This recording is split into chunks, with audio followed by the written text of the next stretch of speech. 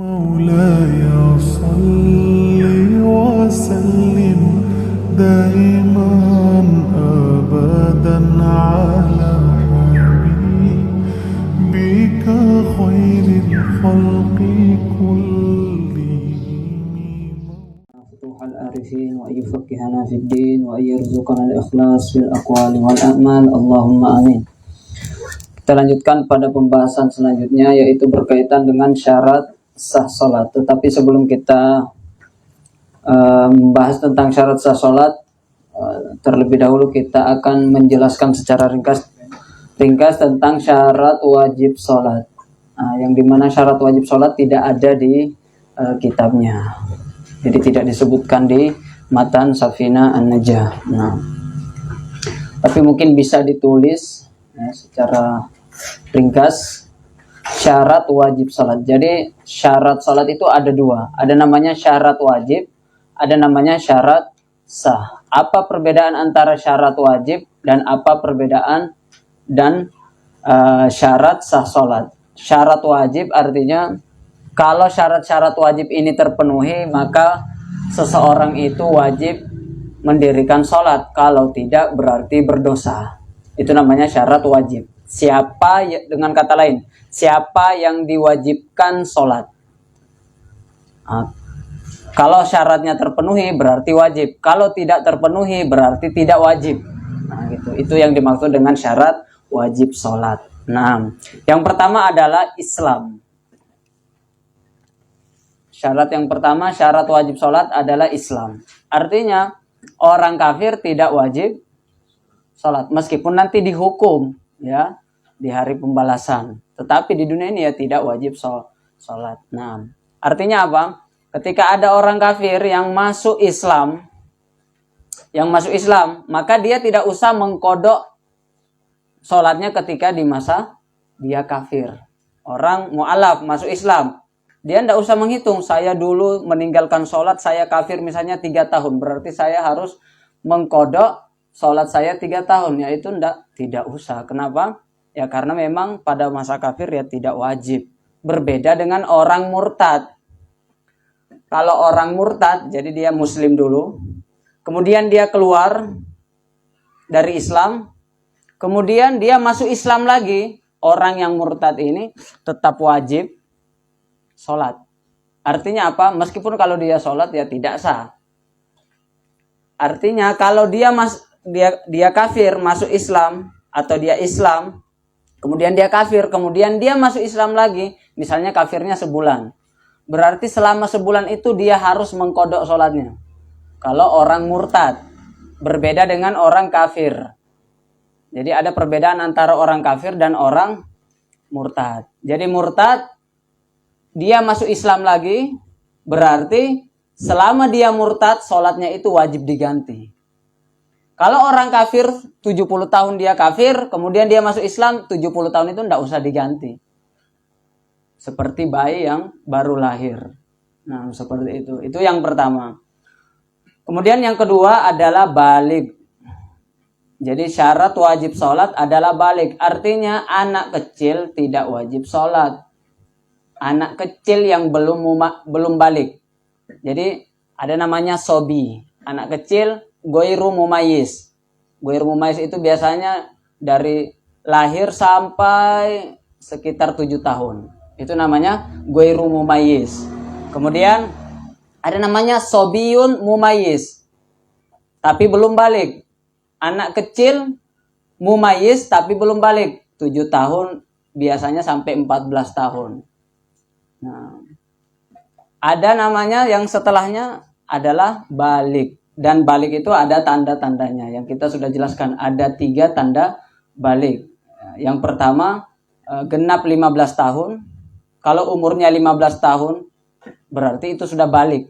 Meskipun dia belum mimpi, meskipun kalau perempuan belum keluar darah haid. Tapi kalau sudah 15 tahun, sudah bisa dipastikan bahwa dia sudah balik. Tetapi kalau misalnya sebelum 15 tahun, dari 9 tahun minimal, 9 tahun, 10 tahun, 11 tahun, dia keluar, ya mimpi basah, berarti itu sudah balik, meskipun belum 15 tahun. 9 tahun ke atas. Jadi kisaran orang balik itu ya biasanya dari paling cepat 9 tahun, paling cepat 9 tahun, paling lambat 15 tahun. Nah, berarti kalau anak 8 tahun sudah bisa dipastikan anak 8 tahun itu yang belum 9 tahun itu pasti belum balik. Meskipun dia bilang, tapi darah sudah keluar. Meskipun darah keluar, kalau masih 8 tahun belum dianggap. Katanya yang 8 tahun ini cerita, ini sudah mimpi basah misalnya. Ya belum dianggap balik. Kenapa? Dianggapnya minimal 9 tahun.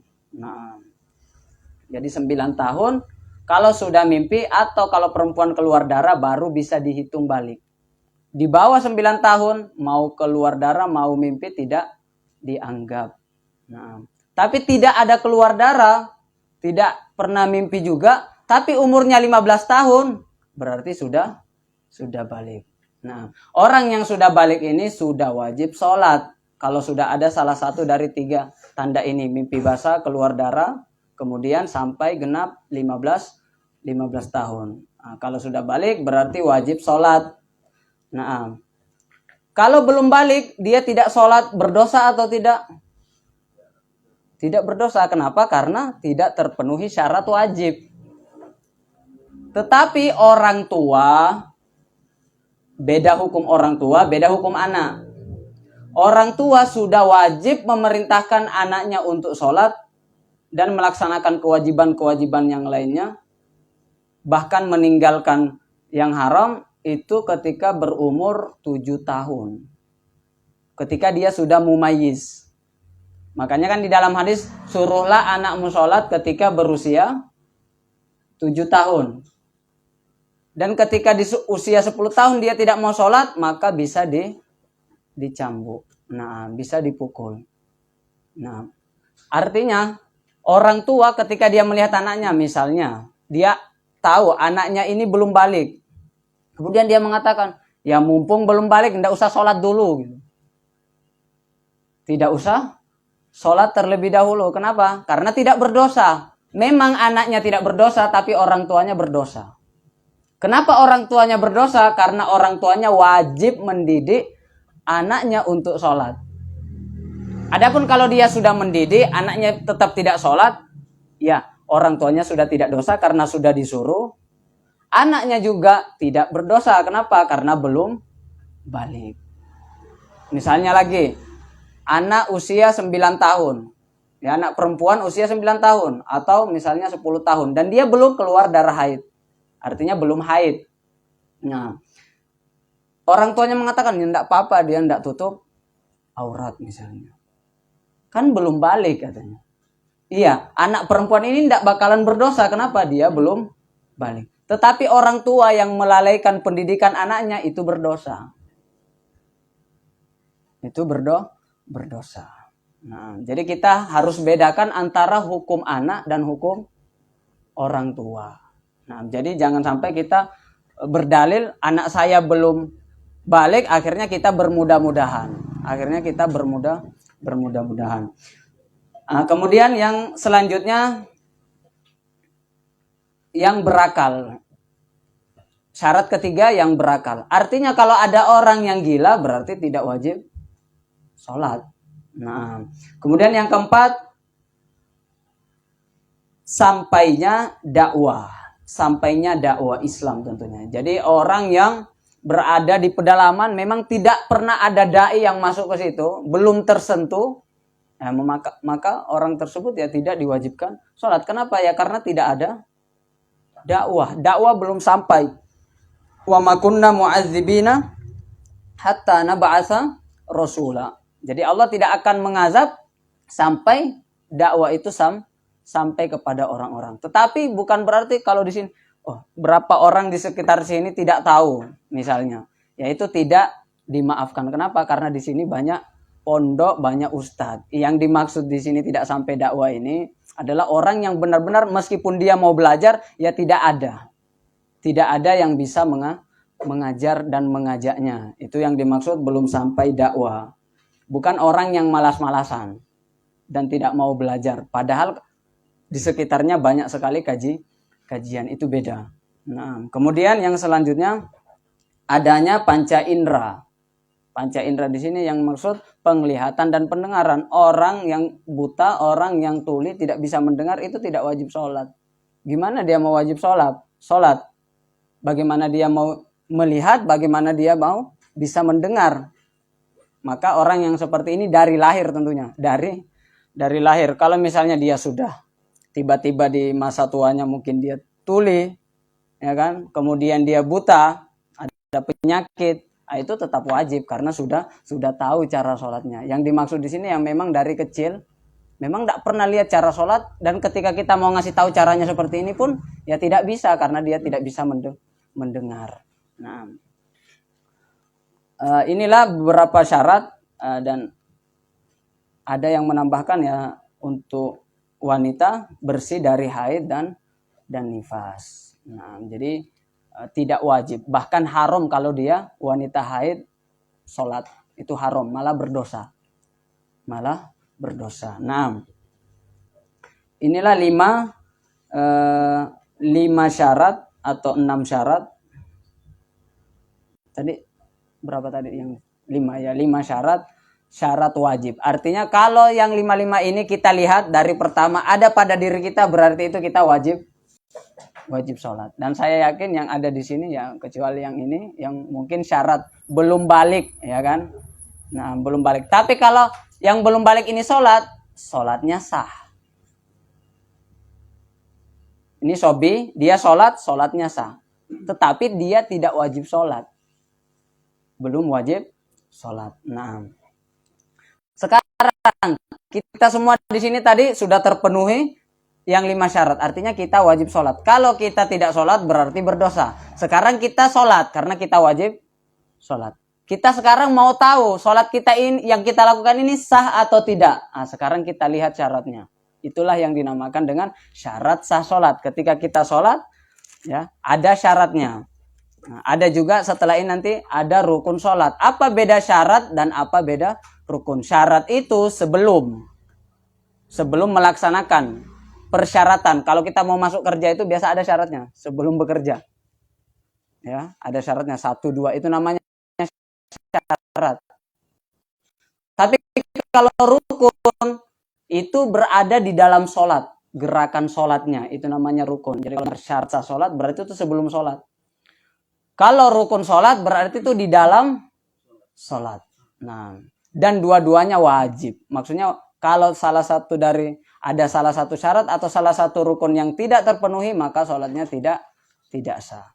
Yang pertama syarat sah sholat, nah, di kitabnya, yang pertama suci dari hadas besar dan kecil. Nah, ini sudah jelas ya, suci dari hadas besar dan kecil. Cara mengangkat hadas besar dengan mandi, ya mandi wajib. Kemudian mengangkat hadas kecil dengan wudhu. Tidak ada air bisa diganti dengan tayamum. Tapi tayamum tidak mengangkat hadas, hanya membolehkan sholat. Nah, hanya membolehkan sholat. Nah, kalau ada orang berhadas, kemudian dia sengaja sholat, dia berdosa. Misal, dia imam, pertengahan sholat dia kentut, berarti kan dia tahu kalau dia berhadas. Dia kalau lanjut sholatnya dia itu berdosa. Itu yang pertama. Yang pertama tentunya sholatnya tidak sah, itu dulu. Tapi karena mungkin malu keluar, bau mungkin, ya kan? Malu menjadi tersangka, akhirnya dia terusin sholatnya, tidak keluar. Padahal dia yakin bahwa anginnya sudah keluar, artinya kan dia berhadas. Tapi dia lanjutkan sholatnya, orang ini berdosa. Ya kalau berhadas ya keluar. Kalau berhadas langsung keluar. Jangan tinggal di dalam. Nah, itu yang pertama. Jadi harus suci dari hadas besar dan hadas kecil. Nah, kemudian yang kedua, suci pakaian, badan dan tempat dari najis. Nah, ini harus suci. Yang pertama pakaiannya, semua yang kita pakai harus suci. Semua yang kita pakai, peci kita, ya, baju kita, celana kita, yang di luar, yang di dalam, ya, jam tangan kita, atau apapun yang kita bawa, atau kita bawa sesuatu, ya, kemudian kita masukkan ke kantong, nah, itu juga termasuk. Kalau misalnya barang yang kita bawa itu najis, kemudian kita masukin ke kantong, ya, kemudian kita sholat kita tidak sah, karena kita namanya membawa najis. Sama yang ada beberapa hari pertanyaan, bagaimana menggendong bayi yang ya tidak sah, karena itu membawa najis namanya, kecuali kalau masih kering pampersnya. Tapi kalau sudah penuh kemudian digendong saat sholat, itu namanya membawa najis, dan itu membatalkan sholat. Nah, karena kita tidak boleh sholat dalam keadaan membawa najis. Makanya kalau mau bawa anak kecil, ya dilihat dulu pampersnya. Sebelum diajak ke masjid, dilihat dulu pampersnya. Ini sudah full, masih aja diajak. Nah, atau diganti dulu dengan yang baru diajak. Nah, kemudian badan, ya, dari ujung rambut sampai ujung kuku kaki. Maksudnya seluruh badan harus suci dari najis. Kemudian tempat, yang dimaksud dengan tempat di sini yang kita sentuh saja. Yang kita sentuh. Kalau misalnya biasanya kan di tengah-tengah kita itu kan ada najis. Misalnya anggaplah di situ ada kotoran. Ya, ada kotoran, kemudian kita sholat, di tengah-tengah kita ada najis, tapi kita tidak sentuh. Ketika kita sujud itu kita tidak sentuh, karena ini kan kita ngangkat perut kita ngangkat perut. Nah, kalau ada di tengah-tengah kita itu tidak membatalkan. Kenapa? Karena kita tidak menyentuh. Yang jelas tidak tersentuh. Mungkin di samping kaki kita ada najis, belakang kaki kita ada najis. Ketika kita sujud, di atas kepala kita itu ada najis misalnya. Atau yang sejajar dengan perut kita dikala kita sujud, tapi tidak tersentuh. Yang seperti itu tidak membatalkan sholat. Tetapi ya tentunya hukumnya makruh. Kita sholat di sekitar najis. Atau misalnya ada najis. Misalnya kita lihat ada najis di sini. Kita bawa plastik atau sejadah. Kemudian kita lapisi kotoran itu. Meskipun kita sujud, tapi karena sudah dilapisi. Misalnya di sini ada najis. Saya mau sholat, ini sejadahnya misalnya. Di sini penuh najis. Saya letakkan sejadah di atas najis itu, seperti ini. Seperti ini. Nah, berarti dibawa sejadah ini, atau enggak harus sejadah, apapun itu yang suci misalnya, ya. Saya sholat di sini, dibawa kepala saya nanti itu ada najisnya, ini tetap sah. Karena tidak tersentuh. Karena najisnya hanya di bawah. Najisnya di bawah. Yang tidak boleh kalau disentuh. Yang kena jidat kita pas, nah itu, atau tangan kita ketika kita sujud, atau lutut kita ketika kita turun. Nah, lutut kita, tangan kita, kepala kita tersentuh dengan najis, atau kita injak najis tersebut, nah, itu yang membatalkan. Selama tidak tersentuh tidak membatalkan, tapi hukumnya makruh. Gitu. Sholat di sekitar najis. Nah, kemudian yang ketiga, menutup aurat. Nah, aurat laki-laki sampai mana? Dari mana sampai mana? Dari atas, bagian atas dari mana? Pusar. Jadi bagian pusar itu harus tertutup. Meskipun setengahnya, anggaplah seperti itu. Tapi harus ada bagian pusar yang tertutup. Itu minimalnya. Kemudian ke bawah harus sebagian lututnya tertutup. Anggaplah seperduanya. Anggaplah seperdua lutut. Tetapi kan itu bahaya ketika biasa bergerak, boleh jadi terangkat, boleh jadi terangkat. Tapi kita berbicara di sini kalau misalnya tertutup, ya. Ada anginnya.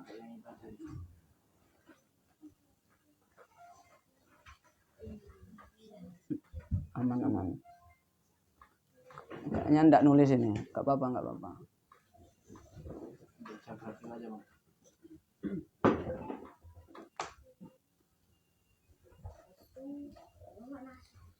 Oke, nah syukron.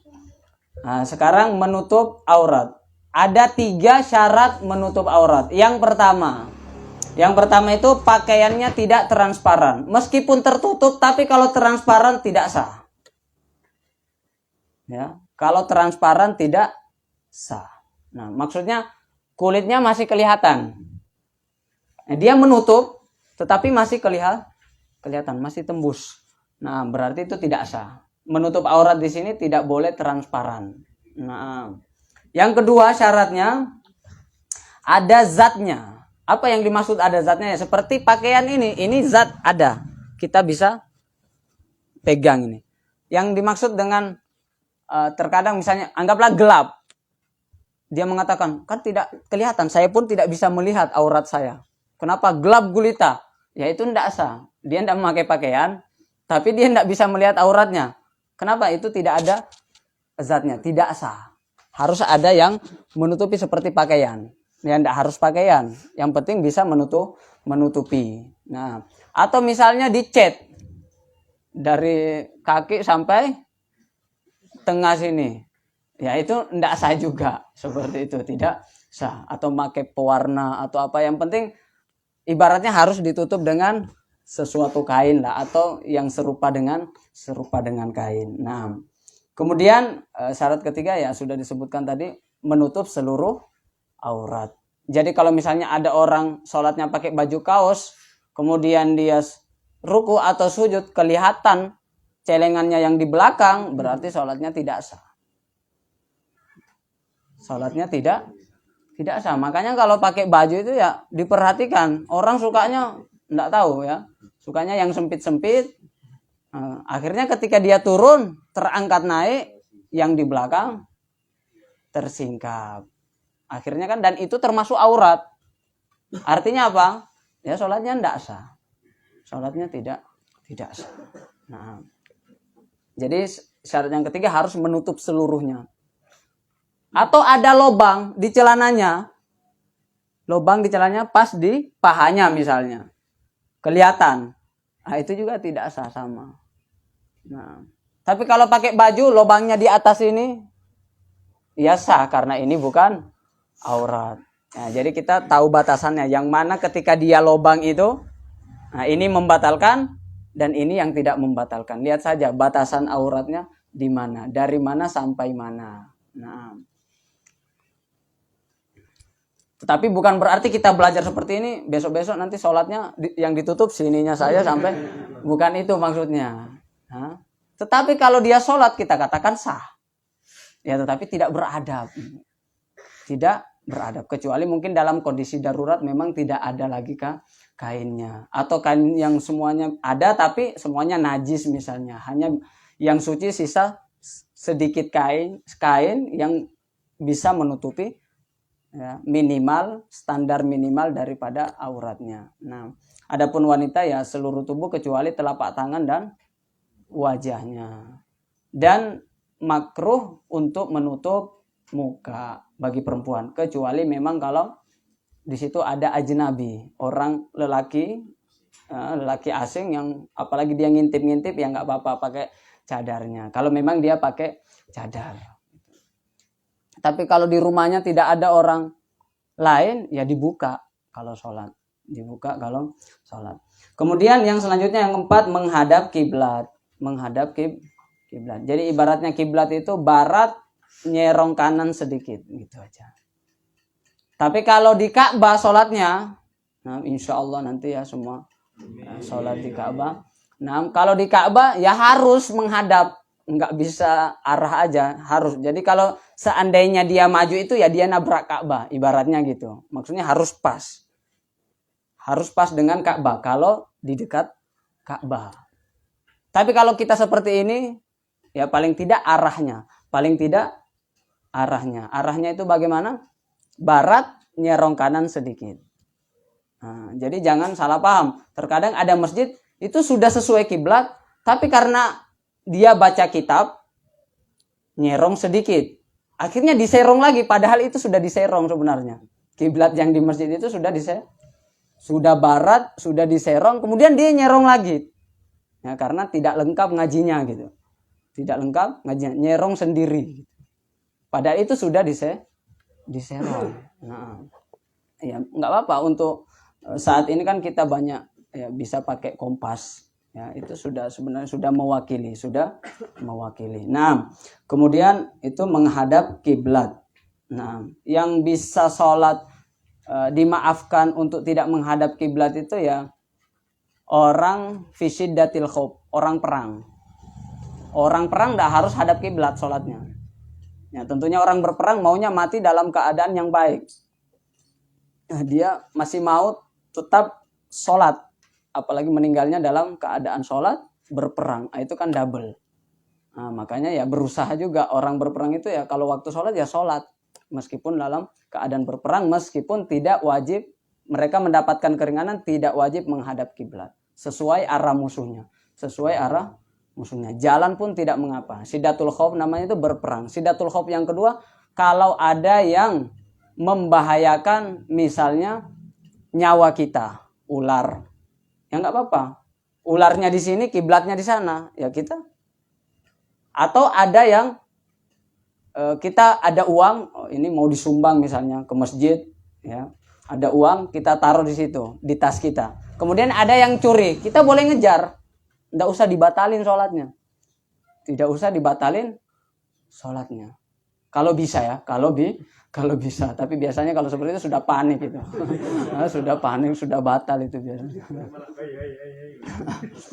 Tapi maksudnya ya itu bisa mendapatkan keringanan kalau seperti itu. Atau misalnya anak perempuannya di sana diganggu lelaki hidung belang misalnya. Dia lagi sholat, anak saya diganggu. Jadi kehormatannya diganggu.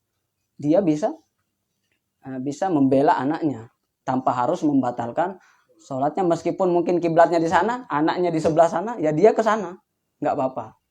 Nah, itu namanya keringanan, rukhsah fi siddatil khauf. Itu ada dua macam. Yang pertama berperang, yang kedua itu ketika nyawa kita terancam, baik ada orang yang mau membunuh kita lari misalnya, atau ada hewan buas, atau ada ular, ya hewan-hewan yang berbisa, ya kita boleh pindah tempat. Dan ketika kita merasa aman, ya kita lanjutkan sholat kita di tempat itu. Nah, tidak usah dibatalkan. Nah. Dan yang kedua ketika sholat sunnah. Sholat sunnah di atas kendaraan di dalam perjalanan. Jadi ada 3 syaratnya. Sholat sunnah artinya tidak bisa kalau sholat fardu. Ya kan? Dalam perjalanan berarti tidak bisa kalau mukim. Misalnya orang mukim, ya harus bepergian maksudnya. Harus bepergian. Yang ketiga, di atas kendaraan. Itu mendapatkan rukhsah untuk sholat tidak menghadap kiblat. Misalnya mau sholat witir atau sholat duha. Di atas perjalanan, di atas mobil, ya sholat. Tidak apa-apa. Tanpa menghadap kiblat. Kemana kendaraannya menghadap, ya ke situ dia menghadap, ya nggak apa-apa. Tapi itu sholat sunnah. Nah, sholat wajib ya nggak bisa. Seandainya perjalanan sampai beberapa jam. Ya. Itu sholat wajibnya gimana? Sholat wajibnya kalau misalnya harus keluar waktu, dia namanya sholat lihurmatil waktu, kemudian nanti diulang. Kalau sholat fardu, mazhab Maliki, mazhab Syafi'i itu ya harus menghadap kiblat, tidak boleh tidak gitu. Yang boleh itu hanya sholat sunnah. Ya karena di dalam hadisnya seperti itu.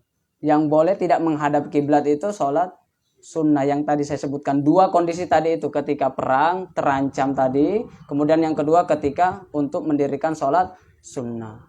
Nah, adapun kalau kita sholat bagaimanapun kondisinya bukan di dalam 2 kondisi ini, maka ya kita wajib ngulang. Nah, misalnya kita salah kiblat, salah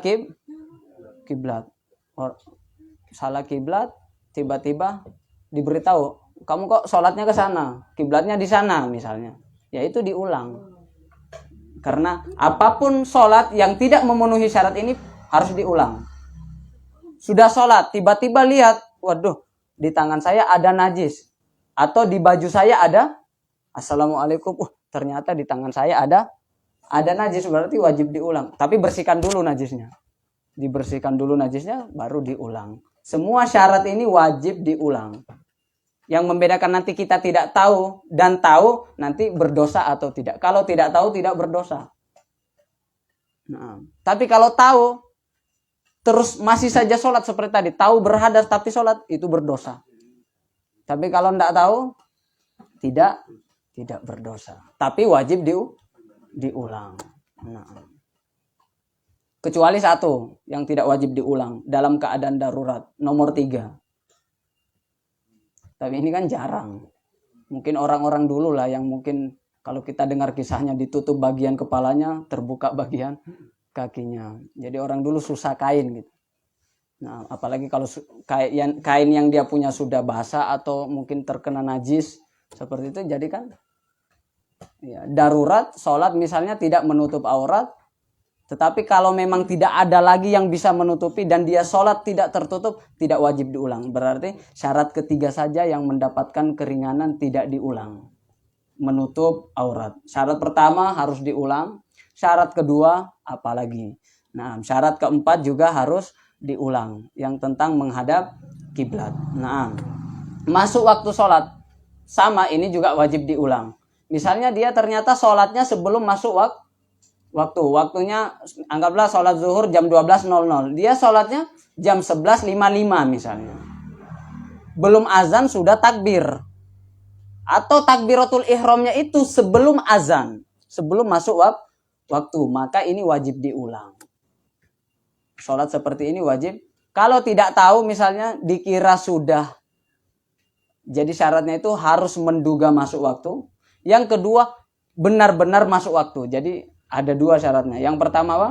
Menduga masuk waktu, ya, hampir yakin bahwa itu sudah masuk waktu. Dan yang kedua benar-benar masuk waktu. Kalau ada orang terbangun, ya, dia sholat sebenarnya sudah masuk waktu, tapi dia tidak menduga.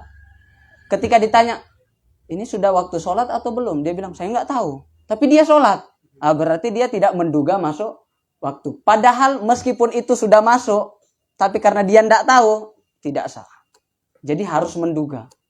Jadi kita harus yakin bahwa sholat saya ini pada waktunya gitu. Harus yakin bahwa sholat kita pada waktunya. Adapun hakikatnya, misalnya sekarang dia sudah menduga, oh ini sudah masuk waktu, akhirnya dia sholat. Ternyata temannya bilang, ketawa di belakang, kenapa? Jamnya diputar. Jamnya diputar. Harusnya kan belum masuk waktu diputar jadi jam 12. Dilebihkan 5 menit lah ibaratnya. Dilebihkan 5 menit. Kemudian dia sholat. Temannya bilang, itu saya sudah putar tadi itu, sengaja saya percepat gitu katanya. Tapi kan awalnya dia sudah menduga, kenapa? Dia sudah lihat jam 12. Ya kan? Itu namanya menduga. Tetapi hakikatnya belum, karena itu ternyata sudah dipercepat. Ini juga wajib diulang. Jadi syaratnya apa? Dia harus yakin itu di waktunya dan benar-benar sholatnya itu pada waktunya. Ini bisa dipahami. Jadi benar-benar, jadi harus ada keyakinan saya sholatnya di dalam waktu dan benar-benar keyakinannya itu benar, tidak salah. Karena ada orang menduga tapi salah seperti tadi. Dia menduga masuk waktu, salah. Kenapa? Temannya ngerjain. Itu kan salah.